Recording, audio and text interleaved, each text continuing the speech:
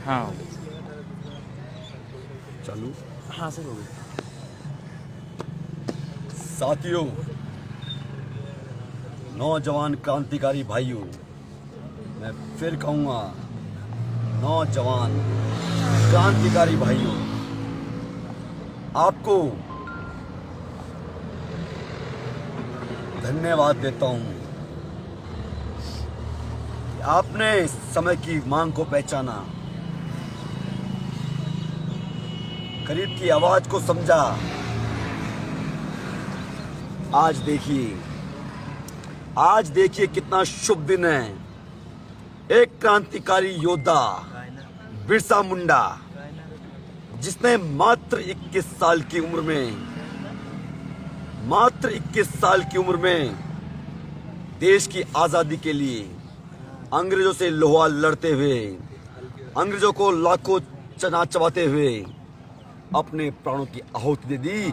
आज उस वीर क्रांतिकारी योद्धा की जयंती है और आज ही का दिन देखिए, आज ही के दिन बिरसा मुंडा और भगत सिंह की क्रांति के विचारों से पूरे देश का युवा जाग चुका है।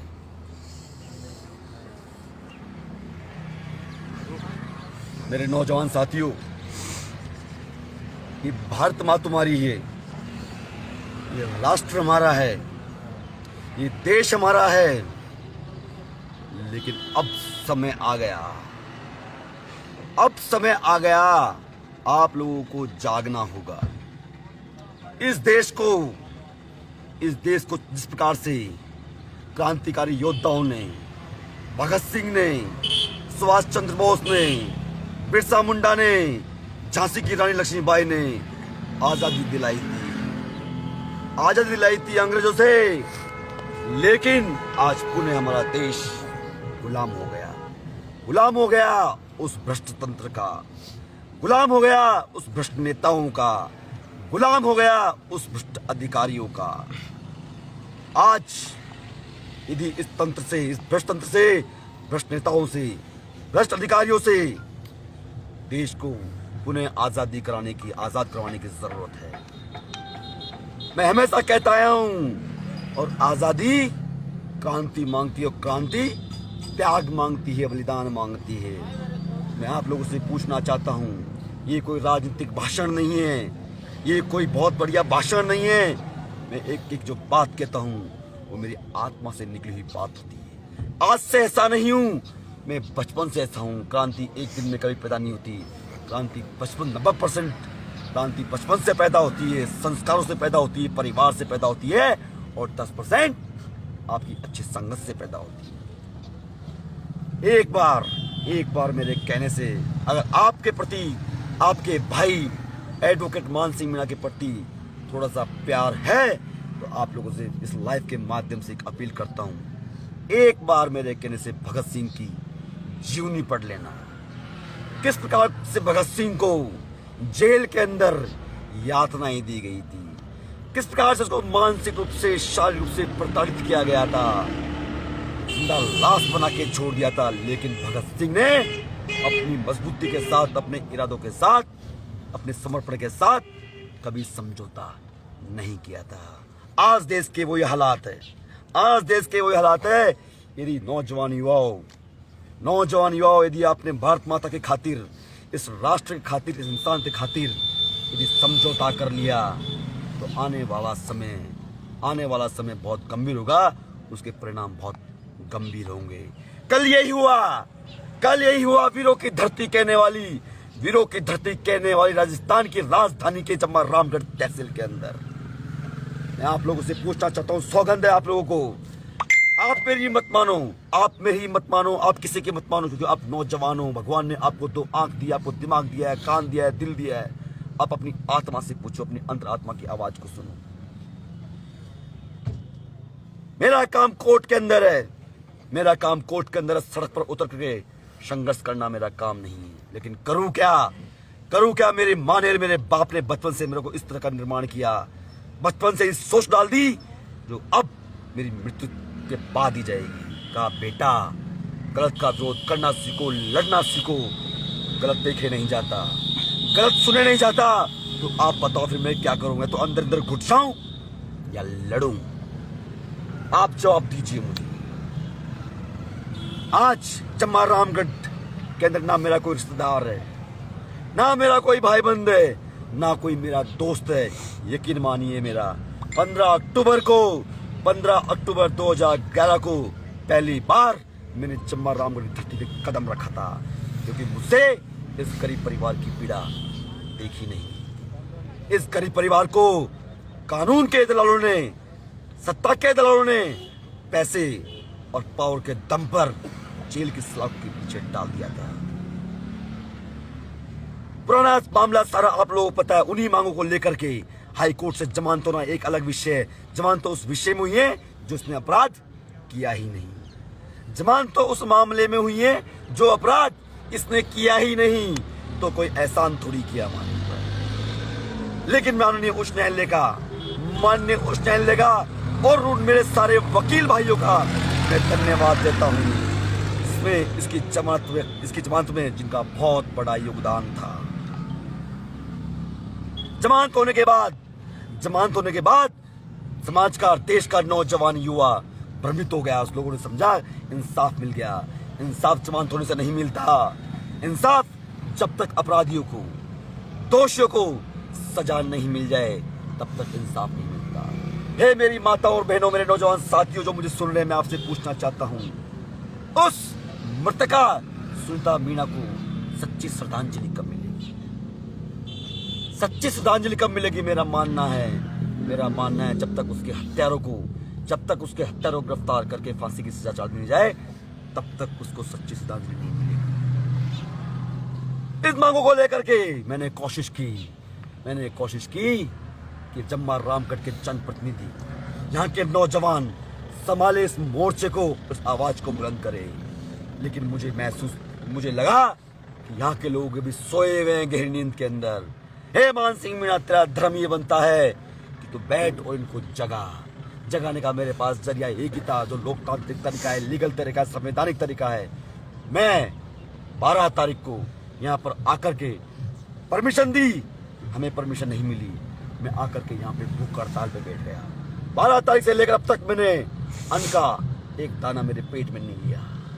मुझे लगा शायद लोगों की आत्मा पसीजेगी, क्योंकि मैंने वादा किया था जम्मा दुल्हे राव जी के अंदर कि जनता साथ लगी तो ठीक है, नहीं तो मान सिंह मीणा अंतिम सांस तक अपनी लड़ाई को लड़ेगा। भूख हड़ताल कर रहे थे शांतिपूर्वक। अगर भूख हड़ताल करना अपराध है तो बिल्कुल मैं कहता हूं मैं अपराधी हूं। अगर इंसाफ के लिए लड़ाई लड़ना अपराध है तो बिल्कुल मैं कहता हूं मैं अपराधी हूं। गरीब का साथ देना यदि अपराध है तो बिल्कुल मैं अपराधी हूं। निर्दोष का साथ देना अपराध है तो बिल्कुल मैं अपराधी हूं।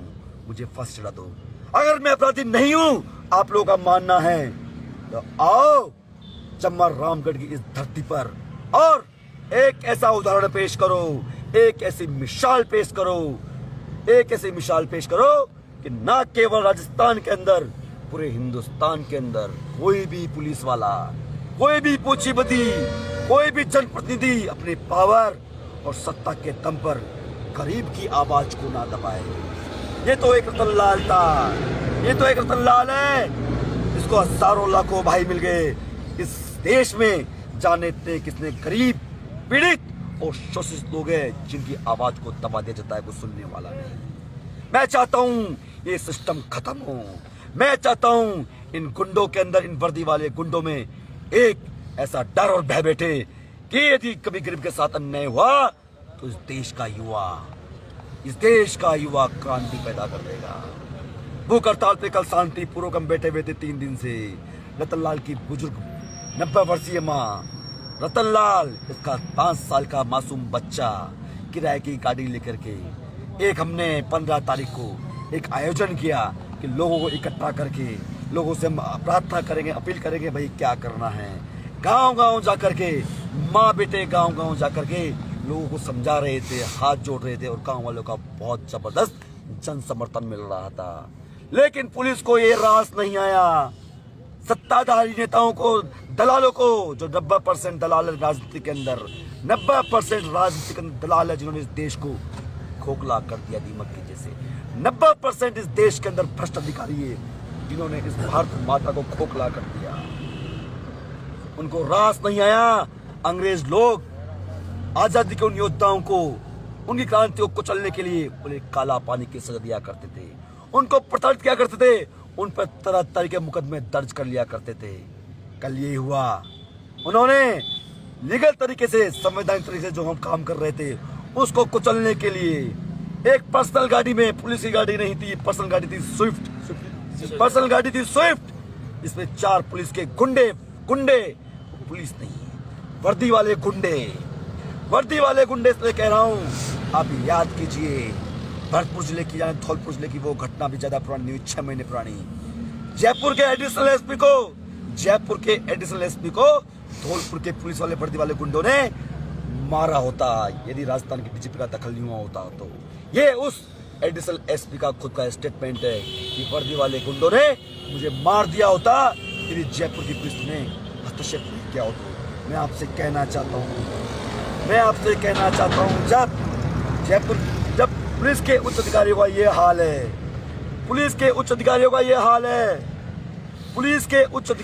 है, कि उनको उनकी पुलिस के द्वारा एक वर्दी वाले गुंडे मारने पर उतारू होते हैं। पुलिस वालों का ये हाल है कि मैं मान सिंह मीणा जो राजस्थान उच्च न्यायालय से जॉइंट सेक्रेटरी रहा, हाई कोर्ट में वकालत करता हूं, जब मुझ जैसे व्यक्ति को कल पुलिस ने वो यातनाएं दी, जब वो मुझे यातनाएं दे रहे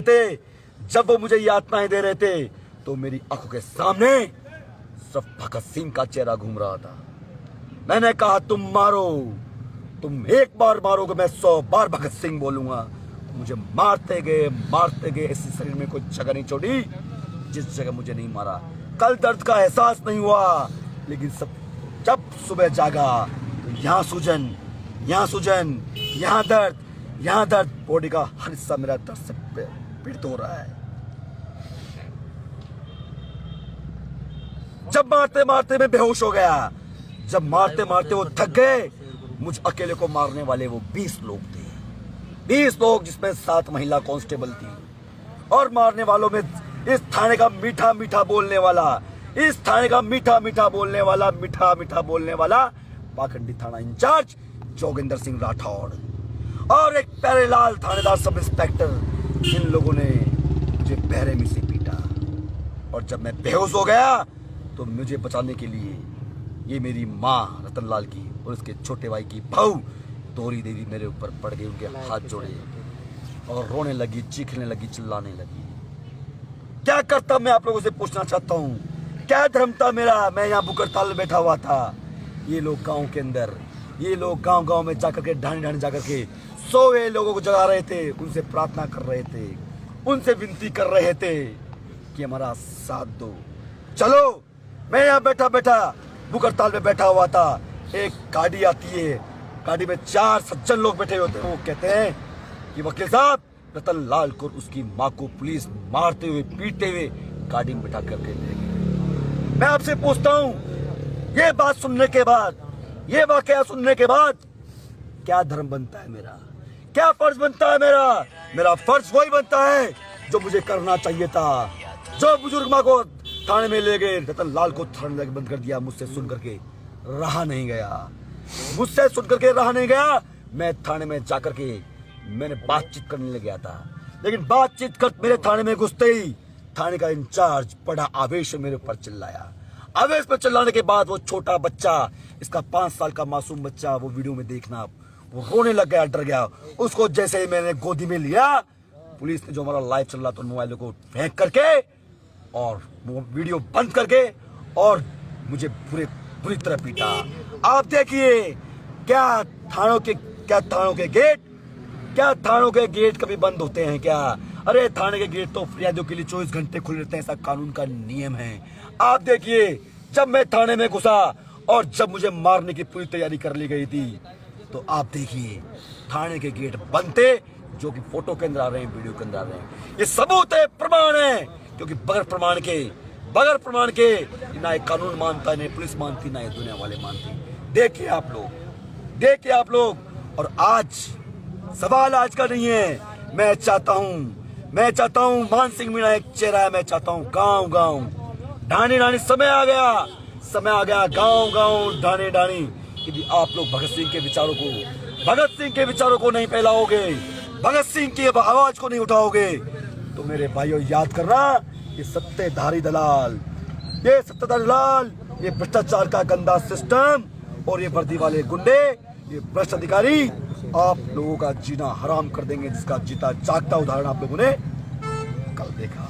इसलिए मैं आपसे हाथ जोड़ के अपील करता हूँ। मैंने जब से होश संभाला है, मेरा अपना पूरा जीवन गरीब के लिए और राष्ट्र के लिए समर्पित कर दिया। लेकिन आज प्रदेश के और देश के नौजवान युवाओं का मुझे बहुत प्यार मिल रहा है, बहुत विश्वास मिल रहा है। मैं चाहता हूँ इस विश्वास का पूरा सदुपयोग करके गाँव गाँव जाऊंगा, हर तहसील पे जाऊंगा, हर ढाणे जाऊंगा। अगर नौजवान युवाओं तुम्हारा साथ मिला तो इस प्रदेश में क्रांति पैदा करेंगे, ऐसे हालात पैदा कर देंगे। वादा करता हूँ यदि तुम लोगों का साथ मिला पूरी ईमानदारी के साथ, तो वादा करता हूँ किसी के साथ अन्याय नहीं होगा, चाहे वो गरीब हो, चाहे वो किसी भी जाति का हो।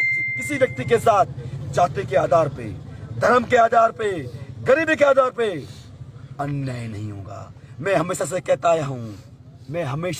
आया हूँ अकेला व्यक्ति कुछ नहीं कर सकता। संगठन में ताकत होती है, संगठन में शक्ति होती है। ये जानती है सरकारें जानती है कि लोग संगठित नहीं है, लोग डरे हुए हैं, लोग सहमे हुए हैं, लोगों को मुकदमों के माध्यम से, डंडे के माध्यम से डरा दिया जाएगा और इनको डरा करके एक कहावत है, फूट डालो और राज करो। सच्चाई को स्वीकार करना होगा। आज हम सब लोग वास्तविक रूप में धरातल पर एक नहीं है। मैं कहना चाहता हूँ इस लाइव के माध्यम से, राजस्थान के किसी भी कोने में अत्याचार हो किसी के साथ, उस मामले की पहले गहनता से अध्ययन करो कि वास्तव में राजनीतिक मुद्दा तो नहीं है, वास्तव में पीड़ित व्यक्ति के साथ अत्याचार हुआ है। तो मालूम करने के बाद जब ये लग जाए कि वास्तव में वहाँ अत्याचार हुआ है, तो एक आह्वान करो, जितने भी सामाजिक संगठन है और जितने भी युवा है, एक आह्वान करो कि एक तारीख निश्चित करो कि फला तारीख को यदि उस पीड़ित परिवार के साथ है तो न्याय कर दो, नहीं तो पूरा प्रदेश का युवा वहां पहुंच जाएगा। आह्वान करने के बाद आप अपनी आत्मा से पूछो, आप लोग यदि मौके पे पहुंच के संगठित होकर के, तो वादा करता हूं पहुंचने से पहले उस पीड़ित परिवार के साथ न्याय हो जाएगा। और हमारे पास आज ताकत, अखबार वाले हमारी खबर नहीं छापेंगे, टीवी वाले हमें नहीं दिखाएंगे, क्योंकि लोग अपना धर्म भूल गए। लेकिन आज हमारे पास सोशल मीडिया की वो ताकत है कि हमें किसी मीडिया वाले की, अखबार वाले की गुलामी करने की जरूरत नहीं है। ये वो ताकत है, ये वो हथियार है। इस हथियार से चाहो तो देश को आजाद करा दो इन बीमारियों से, और चाहो तो देश को वापस गुलाम बना दो। मैं चाहता हूं इस सोशल मीडिया पे क्रांतिकारियों के अलावा किसी के जन्मदिन के बारे में लिखना बंद करो। हाँ, यदि किसी व्यक्ति से आपका आत्मीयता का संबंध है, उसके बारे में पोस्ट डाल दो। बाकी किसी का बर्थडे विश करना बंद करो, फालतू की बात लिखना बंद करो, और उस व्यक्ति को, उस नौजवान को, उन महिलाओं को, उन समाज सेवकों को, उन सामाजिक संगठनों को, उन राजनीतिक संगठनों को वो पोस्ट डालने का कोई अधिकार नहीं है जो उन पे लागू नहीं होती हो।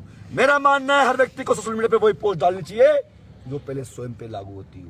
मेरा मानना है हर व्यक्ति को वही बात बोलनी चाहिए, हर मंच को वही भाषण देना चाहिए जो पहले खुद पे लागू होता हो। खुद पे लागू नहीं हो और दूसरों से आप उम्मीद करो, वो सब एक भाषणबाजी होती है, राजनीतिबाजी होती है। ये बात आप लोगों को समझनी होगी। आज क्या होगा? आज उस टाइम मुझे मरवा दिया जाए, उस टाइम के परिवार को मरवा दिया जाए और रूप दे दिया जाए एक्सीडेंट का रूप दे। लेकिन आप भूलो मत, मैं हमेशा एक बात कहता हूँ, क्रांति त्याग मांगती है, क्रांति बलिदान मांगती है। और जिसमें क्रांति में त्याग और बलिदान की भावना नहीं हो, ये क्रांति नहीं आएगी। आपको तैयार रहना पड़ेगा त्याग करने के लिए, बलिदान करने के लिए। आज ये भाई इसकी एग्जाम है, कल भी आया था, परसों भी आया था, एग्जाम किताबें साथ लेके आया। ये त्याग होता है। कल बहुत सारे लोगों की शादी थी, कल देव उठने की आरस थी, 2 साल बाद लोगों को शादी में एंजॉय करने का मौका मिला था, लेकिन आप देखिए जब लोगों ने देखा तो लोग खाना छोड़ के आ गए, लोग शादी छोड़ करके आ गए। ये त्याग है, ये त्याग अगर आदमी त्याग नहीं करेगा तो परिणाम नहीं आएगा। बिल्कुल आपको काम छोड़ना पड़ेगा, आपको खाना छोड़ना पड़ेगा, आपको पानी छोड़ना पड़ेगा, और जरूरत पड़ी तो अपने प्राणों की आहुति देनी पड़ेगी। मैं आपसे हाथ जोड़ के अपील करता हूँ, विनती करता हूँ, जो बाहर रह रहे हैं जयपुर से, वो अपने मिलने वालों को फोन करे, चम्बा रामगढ़ स्टेप पधारो। और सोशल मीडिया के माध्यम से कहना चाहता हूँ मेरे समाज के पूंजीपतियों से, भामाशाहों से और उन नौकरशाहों से, क्योंकि मैं उन नौकरशाहों को सैल्यूट करता हूँ। मेरे पास बहुत अधिकारियों के, बहुत कर्मचारियों के फोन आए, उन्होंने कहा वकील साहब हम क्या मदद कर सकते हैं आपकी आर्थिक रूप से। मैंने मुझे आर्थिक की जरूरत नहीं है, मुझे भीड़ की जरूरत है। मैंने आप लोग अपने गांव से 4 गाड़ी 5 गाड़ी पैसों की व्यवस्था करके आप करो और यहाँ भीड़ भेजो। तो मैं उन सारे कर्मचारियों से, अधिकारी से जो नौकरी के अंदर है, जिनके प्रति समाज के प्रति दर्द है, देश के प्रति दर्द है, गरीब के प्रति दर्द है, इंसानियत के प्रति दर्द है, उन लोगों से अपील करता हूँ अगर नौकरी वाले जो बाहर है फोन करे अपने गांव के अंदर, और अपनी तरफ से 2 या 3 आपकी क्षमता अनुसार गाड़ी करे, और गाड़ी में बिठा करके चम्बा रामगढ़ की इस धरती पे ऐसी आवाज उठाओ कि वीरों की धरती जो कहलाती थी, वीरों की धरती जो कहलाती थी, आज पुनः वीरों की धरती कहलाए। और चम्बा रामगढ़ के वासियों, मुझे शर्म आती है तुम्हें कहते हुए कि मैं आज जब रामगढ़ का युवा, चम्बा रामगढ़ के पंच पटेल नहीं जागे तो मान सिंह मीणा इन कायरों के बीच में, मुर्दों के बीच में कभी जीवन में कदम नहीं रखेगा। क्योंकि मुझे मुर्दों के बीच में नहीं रहना, मुझे कायरों के बीच में नहीं रहना। मरना मंजूर है, लेकिन कायरों की, मुर्दों की, झूठों की दोस्ती यारी पसंद नहीं है। जय हिंद, जय भारत, जय भगत सिंह, जय बिरसा मुंडा।